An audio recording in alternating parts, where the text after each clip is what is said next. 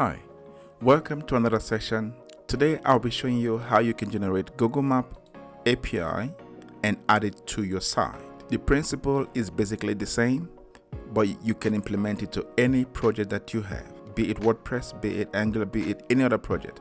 Now, if you're having this issue that I'm having currently because this page cannot load Google Maps correctly, and down here you can see it says for development purpose only, and there's a bunch of errors you could get. Now this mostly is about your API, the Google Map API. So today I'm going to walk you through how you can generate Google Map API, and then I'm going to add it. I'm going to try to fix this problem. Please consider subscribing to our channel if you like this kind of content. If you like this video, please hit the like button and smash the bell icon so you get notified whenever we put up a new content. Without further delays, let's get to it. So to get started, the first thing you want to do is to log in to Google Cloud Platform. You can search for it, or you can go to console.cloud.google.com. Now this will bring you to your login screen where you enter the Gmail account and the password. I am already signed in. So when you log in, your dashboard might be different from mine, but where you want to go is API and services. And then if you're a new account, if you've never used Google Cloud product before, or you've never added a billing information, you need to add your billing information. That could also be a reason why you get errors such as this. Okay, to add a billing method, you just click on billing, and then this will bring you to account overview. And from account overview, you can click on manage account, billing account, payment overview, and then you can set up a payment. So I already have a payment set up here, but if you don't have, then you can also click on manage payment method. Then you can add your card details. So this is very important.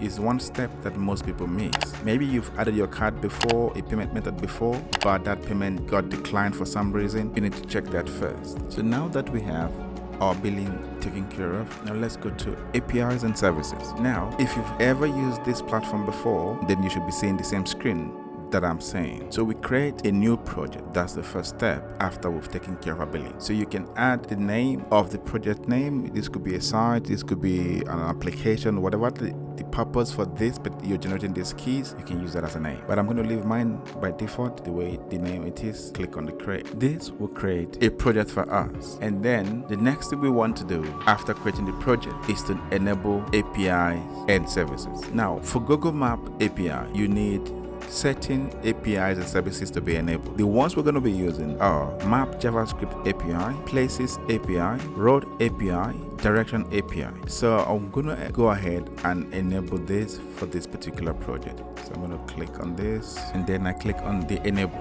Now we've enabled Direction API, Geocoding API, Geolocation API, Map JavaScript API, Places API, Road API. Now we go back to APIs and services, and then we're going to be clicking on credentials. I'm just going to allow it to load. All right, so now the next thing we want to do is under APIs and services, we click on credentials. On the tab, we click on create credentials. That will pull up a drop-down menu for us to use Google Map API for embedding maps in our web project. I'll click on API key. So one key generated. Now if my application or my project requires one key, then that is, at this point, I have it. But one thing you want to note is the API is unrestricted. So if you're building, it's advisable that you restrict your API key so that you don't get unnecessary calls to that API. Now you can restrict it.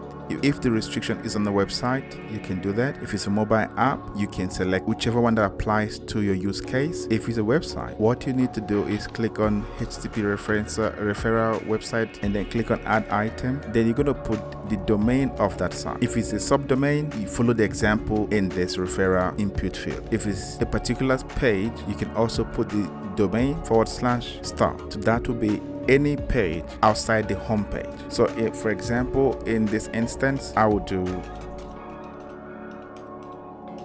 That is if I want to restrict the API call to only come from this domain. That will save you cost also at the long run. Right now might not charge you anything in the next 2, 3, 4 years, depending on the level of traffic that you're getting on that site. But if you don't restrict it, then you might have costs. Now, but if you're a small business, a small site, then you might not want to do that. Okay, so now, but for this instance, I'm going to cancel this because my site is local. So I'm going to cancel that for now.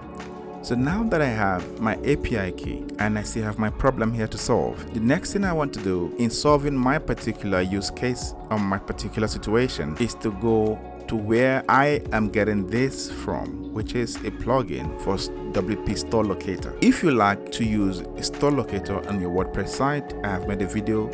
The link is in the description. You can just check it out. Also, if you find this content useful, don't forget to subscribe to our channel. Don't forget to like if you're actually enjoying this content, and dislike if you don't like it. If there's some area you want us to cover, if you've got a question, please leave us a comment in the comment section. So according to my particular use case, I need a browser key and I need a server key. So in this instance, I'm gonna need to generate one more API key. So if I click on create credential API key, it's gonna generate another key for me.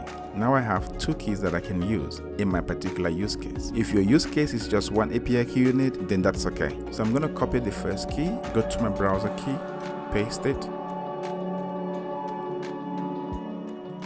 copy the second API key, go to the second server key and paste it, and then I'm going to save it. To be sure that my API key is working, I'm going to click on show response. Now that tells me that my API keys are all fine. Now in your particular use case, you may not have a button to validate the keys. You might just save it and then try it. So if I come back to this page where I have this error, if I refresh,